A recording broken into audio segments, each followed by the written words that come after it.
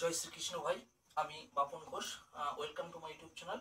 তো আজকে না আমি আগের দিনই একটা পাই ও সিগমা বন্ডের একটা ভিডিও দিচ্ছিলাম, সেখানে সাউন্ডের খুব প্রবলেম ছিল এবং সেটা না শুধু অ্যালিফ্যাটিক কম্পাউন্ডের উপরে আমি জিজ্ঞেস করেছিলাম যে কিভাবে সিগমা এবং কিভাবে পাই বন্ডকে আমরা বার করতে পারি, কিন্তু আজকে আমরা অ্যারোমেটিকটাও বলে দেবো, ঠিক আছে?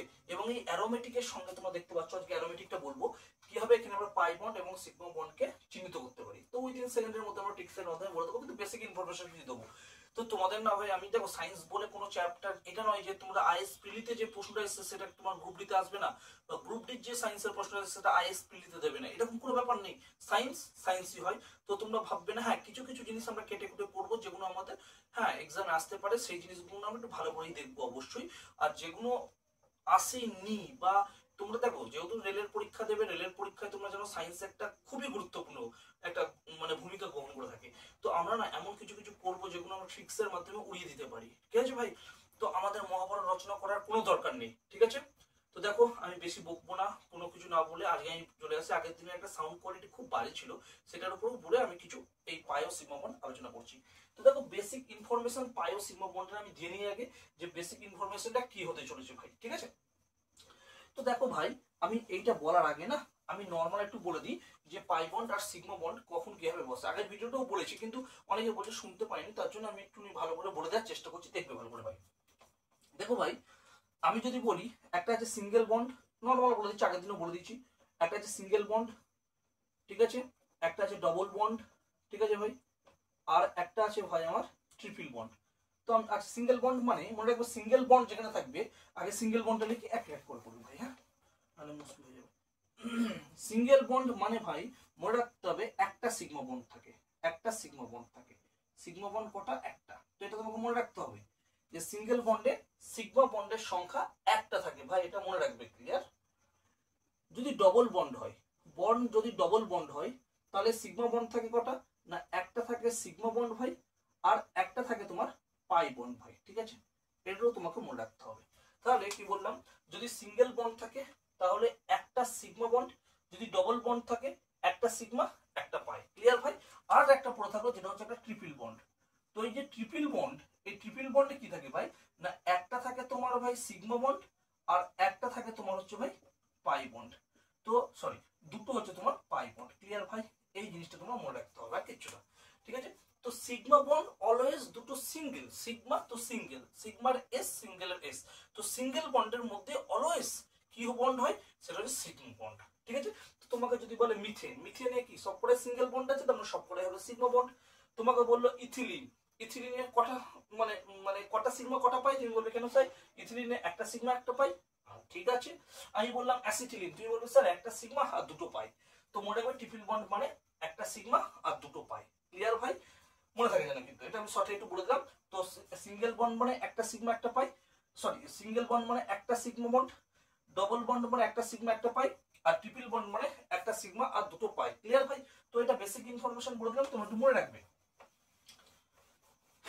তো দেখো, আমি আগের দিন অ্যারোমেটিকটা বলেছি, অ্যালিফ্যাটিক বলেছিলাম, আমি অ্যারোমেটিকটা বলছি ভাই, একটু লক্ষ্য করবে। 10 মিনিটের একটা ক্লাস, 10 থেকে 12 মিনিটের ক্লাস করাবো, ঠিক আছে? দেখো তোমাদের মনে থাকবে, এখানে আমি দুটো স্ট্রাকচার দিয়েছি ভাই, খুব ভালো করে দেখবে, হ্যাঁ? এখানে আমি দুটো স্ট্রাকচার দিয়েছি যেটা পরীক্ষায় সচরাচর খুব দেয়। একটা হচ্ছে বেঞ্জিনের স্ট্রাকচার, আর এটা কিসের স্ট্রাকচার আমি জানি না, এটাও জানি না এটাও জানি না, আমি জানি না কোনটা বেঞ্জিন কোনটা কি। তোমাকে বলেছে এরকম একটা কম্পিউটারের স্ক্রিন খুলেছো তুমি, খোলার সাথে সাথে দিয়ে দিল এটা কটা সিগমার কটা পাই বন্ড আছে, তুমি বার করো। তো ভাই খুব ভালো করে দেখবে, খুব ভালো করে দেখো ভাই, আমি সিগমা বন্ড বার করছি। কি বন্ড ভাই? সিগমা বন্ড বার করছি। এটাই সিগমা বন্ড কটা আছে ভাই।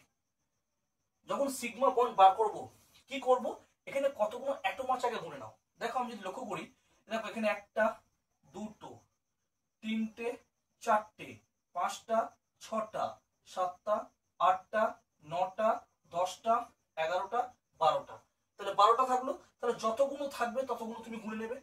12টা আছে এখানে অ্যাটম, তাহলে এখানে লিখবো 12। বলো ভাই এইটুকু তো বোঝা গেছে, হ্যাঁ কি না? তুই বলে হ্যাঁ স্যার বোঝা গেছে। তো ক্লিয়ার এটুকু? হ্যাঁ। এবার আমি প্লাস সাইন দেবো, দেখবো কতগুলো রিং আছে, মানে এটা তো বেঞ্জিন রিং বলে। তো রিং কটা আছে? তুমি বলে স্যার কেন একটাই রিং আছে। তো যদি একটা রিং থাকে তাহলে এক লিখে দেবে, ক্লিয়ার ভাই? এটুকু বোঝা গেল নিশ্চয়। আর সূত্রের জন্য এটা একটা -1 দিতে হয়, সব ক্ষেত্রে -1টা বসবেই ভাই, সব ক্ষেত্রে -1টা বসবেই। তাহলে 12 প্লাস 1 13 মাইনাস 1 অথবা প্লাস 1 মাইনাস 1 কেটে গেল, উত্তর হয়ে গেল 12। বলো ভাই কোনো অসুবিধা? তাহলে সিগমা বন্ডের সংখ্যা পেয়ে গেলাম আমি 12টা। ক্লিয়ার নাকি ক্লিয়ার নয়? ক্লিয়ার। তাহলে সূত্রটা কি হলো না, সিগমা বন্ড যখন বার করব total number of atom plus ring, কতগুলো রিং আছে, আর -1। ক্লিয়ার ভাই? একটু বোঝা গেছে? ক্লিয়ার একদম। চলো নেক্সটে যাই। তো এইটা পেয়ে গেলাম আমি সিগমা বন্ড কিভাবে বার করতে হয়। তো এইটা যেহেতু সিগমা বন্ড আমি পেয়ে গেলাম, সূত্রটা আমি যদি এখানে তোমাদের লিখে দিতে চাই, তোমরা যদি বলো তাহলে আমি লিখে দিই। সিগমা বন্ড হচ্ছে টোটাল নাম্বার অফ অ্যাটম, ততগুলো আছে, হ্যাঁ, প্লাস নাম্বার অফ রিং, কতগুলো রিং আছে, আর -1। এটা হচ্ছে অরিজিনাল ইকুয়েশন। এই ইকুয়েশনটা মনে রাখবে তাহলেই হবে। ক্লিয়ার? তো আমি মুছে দিচ্ছি ভাই। ক্লিয়ার? এটা লিখবে total number of atom plus number of ring -1। এটা হলো সূত্র।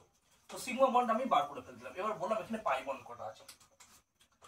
তো দেখো ভাই, পাই বন্ড যখন বার করব, পাই বন্ড যেহেতু এখানে দেখো কতগুলো বন্ডিং আছে, তুমি আমাকে বলছো যে স্যার এখানে পাই বন্ডের এখানে আমি দেখি স্যার এখানে একটা দুটো তিনটে ডবল বন্ড আছে, তাই তো ভাই?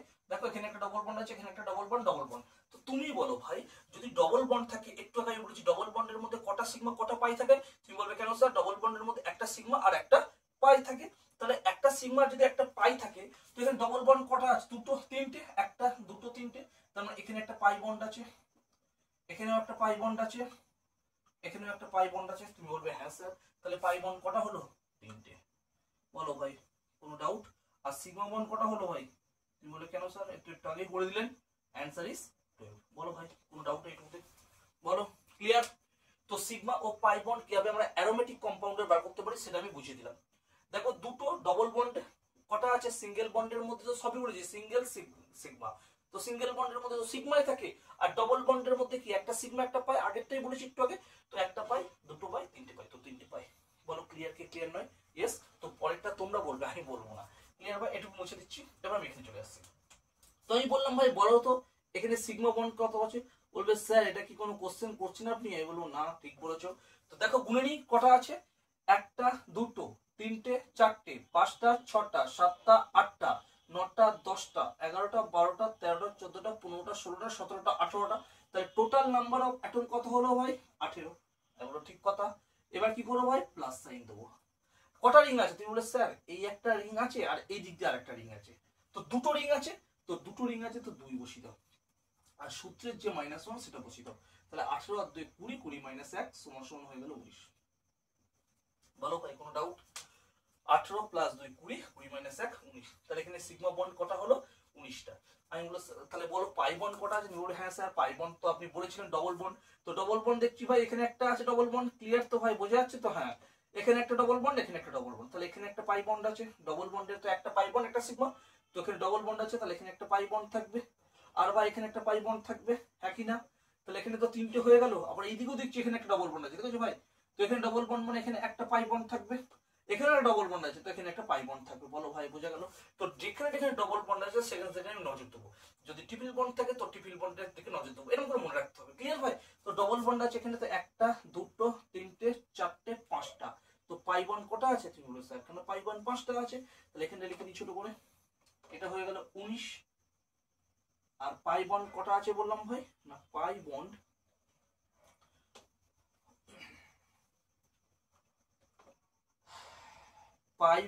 ভাই কটা আছে? না পাই বন্ড আছে হচ্ছে আমার কটা বললাম? 1 2 3 4 5, 5টি। বলো ভাই কোনো অসুবিধা, কোনো ডাউট? ক্লিয়ার?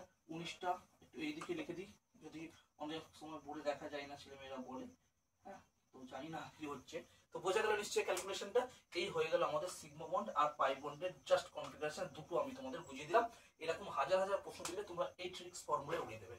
ক্লিয়ার ভাই? তাহলে কি করে বার করলাম? যদি অ্যারোমেটিক কম্পাউন্ড বলে, বেনজিন বা অন্য কিছু কম্পাউন্ড, সেক্ষেত্রে আমি কি করবো? টোটাল নাম্বার অফ অ্যাটমটাকে কাউন্ট করে দেবো, প্লাস দেবো কতগুলো রিং আছে। যদি একটা রিং থাকে তো 1 লিখবো, দুটো রিং থাকলে 2 লিখবো, তিনটে রিং থাকলে 3 লিখবো, আর সূত্রে -1 দেবো। শেষ হয়ে গেল সিগমা বন্ড। পাই বন্ড কি দেখবো? ডবল বন্ড আছে, তাহলে একটা সিগমা একটা পাই, ডবল বন্ড আছে একটা সিগমা একটা পাই, ডবল বন্ড আছে একটা সিগমা একটা সাই। তার মানে যতগুলো ডবল বন্ড থাকবে সেখানে একটা করে পাই বন্ড থাকবে। তাহলে 5টা যদি ডবল বন্ড থাকে তো 5টাই পাই থাকবে, 3টে যদি ডবল বন্ড থাকে তো 3টেই পাই বন্ড থাকবে। বলো ভাই ক্লিয়ার? হ্যাঁ, তো মনে থাকবে এই জিনিসটা। তো অ্যারোমেটিকের যদি বার করতে দেয় তোমরা এই প্রসিডিউরে করে রাখবে, একবার দেখে নাও ভাই এটা কেমন লাগলো বলবে। তো অ্যালিফ্যাটিকটা আমি বলে দেবো। ক্লিয়ার ভাই? এটা কোনো ডাউট থাকলে আমাকে বলতে হবে। ক্লিয়ার? সূত্রটা কি? সিগমা বন্ড সমান total number of atom plus total number of ring minus 1। Clear? চলো এটা আমি মুছে দিচ্ছি।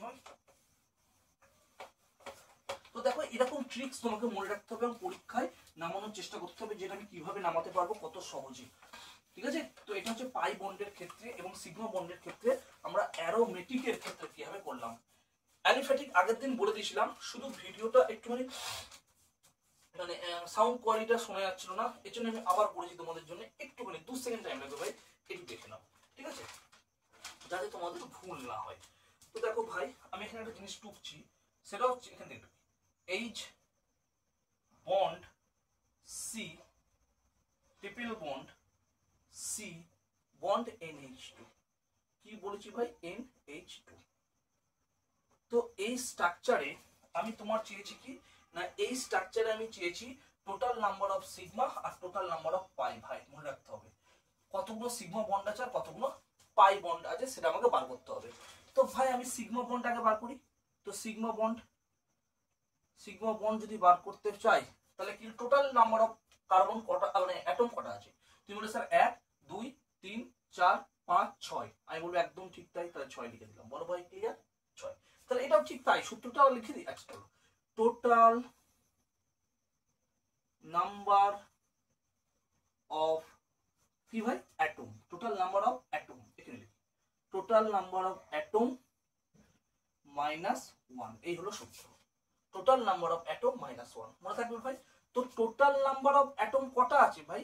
1 2 3 4 5 6। তাহলে 6 মাইনাস 1 সমান সমান 5। তাহলে 5টা হয়ে গেল আমার এখানে সিগমা বন্ড। ক্লিয়ার ভাই? তো সিগমা বন্ড কটা হলো? 5টা। তো এরকম যদি দেয় সেক্ষেত্রে 5টা হয়ে গেল সিগমা বন্ড। তো এই সিগমা বন্ডটা আমি মুছবো কিন্তু ভাই, একটু তাড়াতাড়ি করে নিতে হবে সিগমা বন্ডটা কিভাবে করলাম। ক্লিয়ার ভাই? ক্লিয়ার? চলো এবার এই পাই বন্ড কটা সেটা বার করবো। এটাই আমি পাই বন্ড কটা বার করবো। ভালো করে শুনবো ভাই, কি বার করবো এবার না, আমরা পাই বন্ড কটা আছে সেটা বার করবো। তো দেখো ভাই পাই বন্ড যখন বার করতে হবে না, একটা সূত্র মনে রাখবে, আগের দিনও বলে দিয়েছি। সূত্রটা হচ্ছে 2x প্লাস x, এই সূত্রটা তাহলে হয়ে যাবে। তুমি বলে স্যার x কি? 2 এর সঙ্গে যে এক্সটা লেগে আছে সেটাকে বলে ট্রিপল বন্ড। এটাকে কি বলবো? Triple bond. মনে রাখতে হবে কিন্তু একটু কষ্ট করে মনে রাখতে হবে, আগের দিনও বলেছি। এটা বলে ট্রিপল বন্ড। কি বললাম ভাই? Triple bond. ক্লিয়ার? আর এই এক্সটা যেটা নরমাল একা একা পড়ে আছে এটাকে বলে ডবল বন্ড। Double bond. বলো ভাই ক্লিয়ার? ঠিক আছে? তাহলে 2x plus x pi bond বার করার পদ্ধতি, 2 এর সঙ্গে যে এক্সটা লেগে আছে সেটা নাম্বার অফ ট্রিপল বন্ড, আর এমনি যে এক্সটা নেমে আছে সেটা হচ্ছে number of double bond. Clear ভাই? তো আমি এটা মুছছি কিন্তু, হ্যাঁ ভাই একটু মনে রাখতে হবে, সামনেরটা ট্রিপল বন্ড পরেরটা ডবল বন্ড। ওকে চলো। তাহলে ভাই এটা যদি তাই হয় তাহলে আমি দেখছি এখানে 2 to 2 লিখবো, ইনটু আছে তো ইনটু দেবো। x মানে কি? ট্রিপল বন্ড কটা আছে? তুমি বলে স্যার একটাই তো আছে। দেখো ট্রিপল বন্ড এখানে একটাই আছে, তাই আমি বলবো ঠিক আছে তাহলে 1 লিখে দাও। প্লাস ডবল বন্ড, এটা ডবল বন্ড, x মানে আছে একটা ডবল বন্ড। তুমি বলো না স্যার ডবল বন্ড নেই, তো নেই মানে কি 0 আছে, তাহলে 2 প্লাস 0 2। বলো ভাই ক্লিয়ার? তাহলে পাই বন্ড কটা হলো? এখানে দুটো হলো। ক্লিয়ার কি ক্লিয়ার নয়? এইভাবে আমরা সিগমা ও পাই বন্ড বার করে নিতে পারি কিন্তু ভাই। ক্লিয়ার? তো এটা আশা করি বোঝা গেছে। তো এরপর আমি আরেকটা দেবো, জাস্ট আজকে শেষ। দেখো ভাই আরেকটা যেটা দেওয়া আছে সেটা দেওয়া আছে H bond C triple bond C bond C bond H, তাই তো? C bond H double bond C bond H bond H। ঠিক লিখলাম? 1 2 3 4 5 6 7 8 ট্রিপল বন্ড ডবল বন্ড একদম। তো এরকম একটা স্ট্রাকচার তোমাকে আমি রেখে দিয়েছি, এটা তোমাকে যে কোনো স্ট্রাকচার এখন বড় ছোট যাই দিক না কেন তো তোমাকে এটা বলতে পারে সিগমা বন্ড কটা আছে। তো ভাই আমি একটু আগে শিখেছি এখানে সিগমা বন্ড কিভাবে বার করতে হয়, আর একবার বলবো চলো। তোমরা বলবে নাম্বার অফ অ্যাটম কটা আছে? তুমি বলবে স্যার 1টা 2টো 3টে 4টে 5টা 6টা 7টা 8টা। 8 লিখে দেন আর সূত্রের 1 লিখে দেন, তাহলে আপনার উত্তর পেয়ে গেলাম 7। তো 7টা হয়ে গেল আপনার সিগমা বন্ড। আমি বললাম বাহ, তাহলে পাই বন্ডটা বার করো। তাহলে পাই বন্ডের ক্ষেত্রে ভাই যেটা আমি বার করব, তো পাই বন্ডের ক্ষেত্রে সূত্র একটু আগে বলে দিলাম 2x প্লাস x ভাই। এবার 2 তো সূত্রে 2, x মানে কি ট্রিপল বন্ড, ত্রিবন্ধনী। হ্যাঁ, তো এখানে ত্রিবন্ধনী আছে, আমি বলবো, তুমি বলবে হ্যাঁ স্যার এই তো ত্রিবন্ধনী একটা আছে, তাহলে এখানে 1 লিখে দেবো। এবার দেখো এই এক্স, এক্স মানে ডবল বন্ড, তুমি বলো ডবল বন্ড আছে, এই দেখো এখানে একটা ডবল বন্ড আছে, আছে না একটা, তাহলে এখানে 1 লিখে দিলাম। ক্লিয়ার কি ক্লিয়ার নয়? এখানে আমি 1 লিখে দিলাম, তাহলে 2 কে 2 প্লাস 1 সমান সমান কত হলো ভাই 3। তাহলে 3টে হয়ে গেল আমার, বুঝে গেল পাই বন্ড। তাহলে পাই বন্ড হয়ে গেল 3টে, তাহলে 7 আর 3 10টা, দেখো 10টা আছে, 1 3 আর 4 5 6 7 8 9 10। ক্লিয়ার ভাই? তো এই হয়ে গেল আমাদের অ্যালিফ্যাটিক এবং অ্যারোমেটিক যে হাইড্রোকার্বন গুলো আছে, সেখানে আমরা কিভাবে পাই বন্ড আর সিগমা বন্ড ক্যালকুলেট করতে পারি সেটা দেখে দাও। রেলে পরীক্ষায় আসে, রেলে আসে মানে পিএসসি তে আসবে না, সায়েন্সই হয়। ক্লিয়ার ভাই? তো আমরা এমন ভাবে পড়বো যাতে সবকিছু আমরা করতে পারি নিজেদের মতো করে, কেমন? তো এই হয়ে গেল আমার পায়োসিগমা। দেখো ভাই, আমি তোমাদের অথেন্টিক কোশ্চেন করাবো, কোনো আজে বাজে কিছু করাবো না, যাতে কোনো পরীক্ষা আসবে না। তোমরা বুঝতেই পারছো আমি একটা সেকেন্ডও বাজে কথা বলে ক্লাস নষ্ট করি না, ঠিক আছে? আমি কোনো স্যারকে ছোট বড় করছি না, কিন্তু এখন ম্যাক্সিমাম আমিও যখন ইউটিউব চ্যানেল দেখতাম স্যারদের, তারা আগে 15 মিনিট 20 মিনিট না সব কথা বলে নিত, তারপরে ভিডিও কেটে কেটে দেখতে হতো। তো আমি চাই যে দেখো তোমরা সব স্যার ভালো, প্রত্যেকটা স্যারই ভালো করে পড়ায় এবং তাদের কোয়ালিটিও ভালো। আমি হয়তো কোনো স্যারকে দেখে কিন্তু এখন না বাজে বকার, যেহেতু তোমাদের সামনে অনেক পরীক্ষা চলছে, হ্যাঁ তোমাদের বাজে যদি কোনো বকা হয় সেক্ষেত্রে আমি বলবো মোটিভেশন করা উচিত তোমাদের, যে হ্যাঁ যাদের বয়স একদম শেষ পর্যায়ে এই বছরই লাস্ট পরীক্ষা দিতে পারবে, তো তাদের মোটিভেট করার জন্য আমি আছি, বা আমার মতো আরো ভালো ভালো স্যার বা ম্যাডামরা আছে, তারা অবশ্যই তোমাদের মোটিভেট করবে। এবং এই মোটিভেশনটাই আর দরকার। পড়া তো আগের দরকার, পড়া কখন হবে? যখন তুমি ভেতর থেকে মোটিভেট হবে। তো মোটিভেট হওয়ার জন্য যেটা দরকার, আগে টিচারদের কর্তব্য প্রত্যেকটা স্টুডেন্টকে কিন্তু মোটিভেট করা। সে হয়তো হাল ছেড়ে দিয়েছে, কিন্তু না তোমার হবে, তুমি চেষ্টা করো, চালিয়ে যাও, হবে ভাই, ঠিক আছে? কিন্তু নিজেকে খাটতে হবে, কারোর উপর ছেড়ে দিলে হবে না। তোমরা যেমন করে প্রিপারেশন নিচ্ছ ভাই বোনেরা, তোমরা ঠিক তেমন করে প্রিপারেশন নিয়ে থাকো। আর সবসময় মনে রাখবে, তোমরা যে জিনিসগুলো পড়ছো ভাই প্রতিদিন, সেই যে জিনিসগুলো মানে তোমার প্রিভিয়াস ছেড়ে এসছো, সেগুলো কিন্তু রিভাইজ দিতে হবে, প্রতিদিন রিভাইজ দিতে হবে। তোমরা এমন কিছু কোশ্চেন তুলো না যেগুলো পরীক্ষায় আসেনি, সেগুলো কোনো স্যারকে দিয়ে দিচ্ছ, স্যারটা করে দিন তো, তাহলে তুমি ওরকম নয়, ওরকম নয় ব্যাপারটা। ব্যাপারটা হচ্ছে তুমি প্রিভিয়াস যেগুলো পড়ে আছো সেগুলো রিভাইজ করো, প্র্যাকটিসের পর প্র্যাকটিস করো, ঠিক আছে? তুমি একটা অঙ্ক, যে অঙ্কটা স্যার করায়নি বা তুমি কোনো জায়গায় পারো হ্যাঁ এটা আসতে পারে তোমার মনে হচ্ছে ভাই, সেগুলোকে তুমি তুলে ফেলো খাতায়, ঠিক আছে? তুমি এমন কোনো কঠিন প্রশ্ন আসবে না, দেখো এমন একটা কঠিন প্রশ্ন তুমি সব পারো, ওটা যদি তুমি না পারো মনে রাখবে ম্যাক্সিমাম ছেলেমেয়েরাই পারবে না। তার মানে এই নয় আমি বলতে চাইছি যে তুমি করবে না, তুমি অবশ্যই করো সেটা, কিন্তু আগে আমি বলবো 95% পুরোপুরি কভার করে রিভাইজ। রিভাইজটা খুব জরুরি, যেটা আমরা করি না। আমরা কি করি প্রতিদিন নতুন জিনিস, এইটা দাও ওটা দাও, হ্যাঁ ঠিক আছে, আমরা প্রতিদিন একটা আননোন জিনিস নেবো, যেটা আমার দরকার, যেটা আমি কোনদিন জানি, তার মানে এমন আননোন জিনিস নেবো না যেটা আমার পেপারেই আসে না, সেটা নয়। ক্লিয়ার ভাই? তো যাই হোক, রাখছি। তোমরা যেমন ভাবে সাপোর্ট করছো, সাপোর্ট করো ভাই, লাইক কমেন্ট সাবস্ক্রাইব করো। রাখছি, ভালো থেকো আর প্রিপারেশন খুব ভালো করে নিও। জয় শ্রীকৃষ্ণ, থ্যাংক ইউ, ভালো থেকো ভাই।